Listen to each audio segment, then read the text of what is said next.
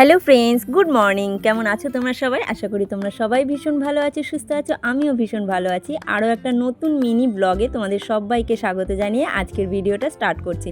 তো এখন ঘড়িতে বাজে 11:30। তো দেখো একদম স্নান টান করে একদম নিচে চলে এসেছি। আর আজকে যেহেতু বাড়িতে আমি একা, তো পুরো দায়িত্বটাই একবার আমার ওপরে। তো রান্নাবান্না খুব তাড়াতাড়ি কমপ্লিট করে একদম স্নান সেরে চলে এসেছি নিচে ঠাকুর ঘরে। তো এখন ঠাকুরের পুজোটা দিয়ে নেব। তো তার আগে তোমাদের সঙ্গে একটা জিনিস দেখাই। আমার বলছি সরি, আর কিছুদিন আগে আমার হাত থেকেই না চন্দন যে পাটার হয়, যেটার মধ্যে আমরা চন্দন বাটি, সেই পাটাটা না পড়ে ভেঙে গেছিলো। তো আমার হাজব্যান্ডকে বলেছিলাম একটা এনে দিতে। তো ও যেটা এনেছিল সেটাতে না কিছুতেই চন্দন ঘষা যেত না। তো তারপরে কাল যেহেতু মা দিদি বাড়িতে গেছিলো, তো আমার দিদি বাড়ি হচ্ছে হাবড়া, তো সেখান থেকে আমার জন্য এরকম দুটো এনে দিয়েছে। দুটো নয়, একটা এনেছে। একটা হচ্ছে নতুন ছিল আর একটা আমার মার কাছেই ছিল। তো দুটো আমাকে একসাথে দিয়ে গেছে, আর দুটো পাটাই খুবই সুন্দর। তো তারপরে দেখো গোপালের স্নানের জলটা একদম রেডি করে নিয়েছি, আর গোপালকেও স্নানের জন্য একদম রেডি করে নিয়েছি। তো এখন চটপট করে গোপালকে স্নান করিয়ে নেব। আর যেই জামাটা তোমাদেরকে দেখালাম, ওই জামাটা না আমার মা নিজের হাতে বানিয়ে দিয়েছে। তো অনুষ্ঠান পারপাসের জন্য তো আমি একটা ইয়েলো কালারের জামা পরিয়েছিলাম, কিন্তু আমার কি বলো তো, সবসময় না ওই ধরনের জামাগুলো পরাতে ঠিক ভালো লাগে না। আমি অল টাইম প্রেফার করি এই সুতির নরম জামাগুলো খুব পরাতে, আর আমার ভালোও লাগে। তো তার জন্যই আজকে এই সুতির একটা সুন্দর জামা গোপালকে পরিয়ে দিলাম। তো কেমন লাগছে তোমরা অবশ্যই কমেন্ট করে জানিও।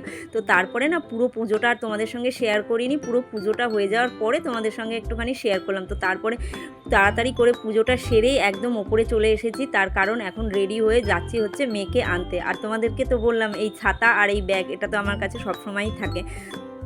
তো এখন তো দেখতে পাচ্ছ এরকম সুন্দর ঝলমলে রোদ উঠেছে, আর একটু পরেই দেখতে পাবে কি শুরু হয়েছিল, মানে অঝোরে বৃষ্টি শুরু হয়ে গেছিলো।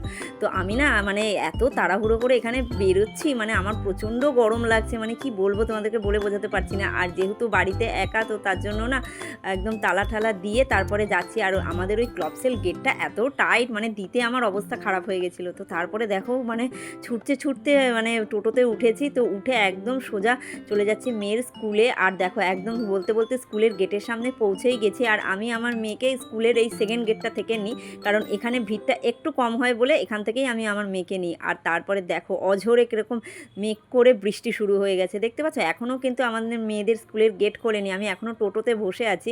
আর দেখো কী জোরে বৃষ্টি হচ্ছে, দেখতে পাচ্ছ। তো তাই তোমাদের সঙ্গে একটুখানি শেয়ার করলাম। আর এরপরেই দেখো একদম টোটো ফোটো, আমার জামা ব্যাগ আবারও সমস্ত কিছুটাই ভিজে গেছে। তো তারপরে যেহেতু বৃষ্টি ওয়েদার, তো বৃষ্টি হলে না ওদের ক্লাসরুম থেকেই রিসিভ করতে হয়, ওদেরকে আর বাইরে বার করে না।